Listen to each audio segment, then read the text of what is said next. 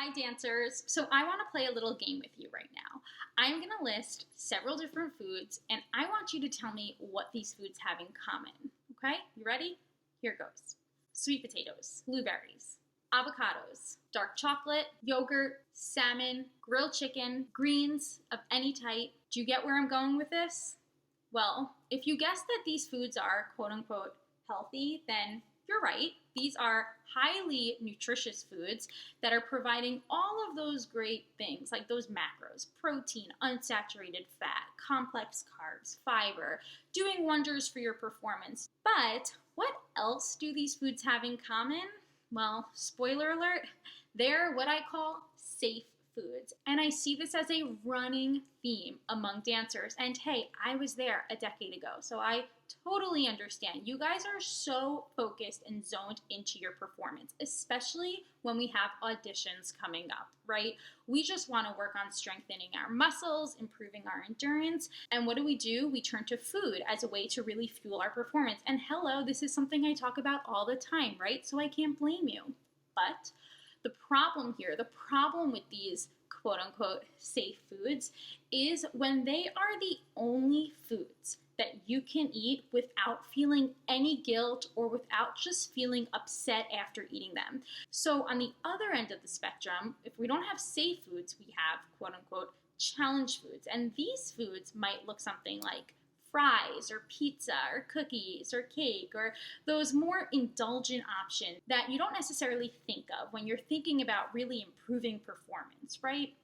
But if you've been following me for a while, then you know our mental health plays a huge role on our performance, and food plays a huge role on our mental health. So when we are falling into these behaviors of relying on our safe foods and therefore restricting those challenge foods, we're going to fall into some unsustainable behaviors, like that cycle of just under-eating or restricting and then overeating or binging on certain. But in the past, I've spoken about breaking your food rules, which is the first step that we have to take in order to rebuild your relationship with food. But today, let's take it one step further and actually break down how to reintroduce those challenge foods that you may feel a bit uncomfortable eating, or for example, if you ever feel like you just can't trust yourself around it. Because the end goal with all of my clients, with all of the dancers that work with me, and with all of you, is that you can trust yourself around all foods and make all foods fit into your lifestyle. So let's break this down into a 3-step systematic process so that you can start reintroducing your challenge foods into your everyday life and avoid those instances of, I can't trust myself around these foods, or I'm just gonna get it all in because I'm never gonna have it again. Let's begin.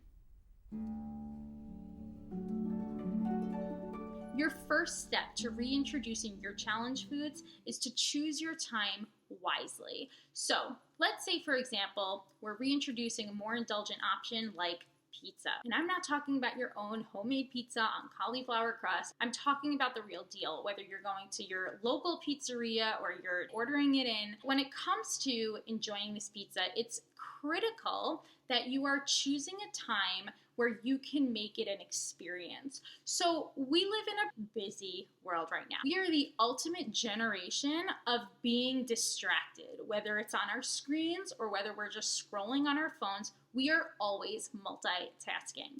But when you are reintroducing challenge foods, you don't want to multitask. You want to make the food its own experience, because this is the best way that you will tune into your mindful eating behaviors, which will then help you listen to those intuitive feelings of fullness. So what's happening here? Natural portion control, which I've spoken about before. So super important. Try not to reintroduce those foods while you're crash studying at 1 a.m. or while you're driving or while you're just running to get to class.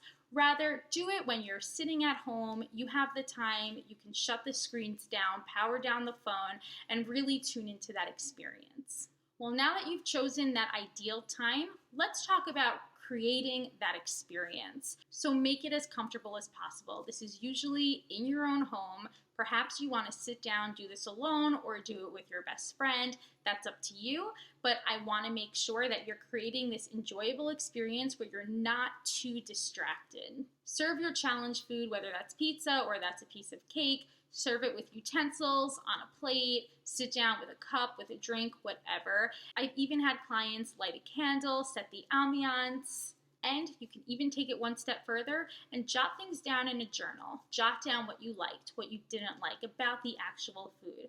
Why make all this effort? Well, it's to slow you down, to shift that mindset away from the fear or the anxiety that you may have had about overeating that food, and rather onto actually taking the food and enjoying it as its own experience. And my last tip, this is super important because I don't want you to get overwhelmed when you're doing this, is to just choose one challenge food at a time. So, spoiler alert, an activity in my course centers around identifying these challenge foods, which could be harder than you think. It's important to not overwhelm yourself. Don't think that you have to introduce all of your challenge foods at once. Take it slowly, take it one step at a time. This is part of that systematic approach that I talk about in my programs and in my course. Well, thanks for following along. I would be so grateful if you just hit that little red button below to subscribe to my channel so you can be the first updated on my videos and on my content. See you soon.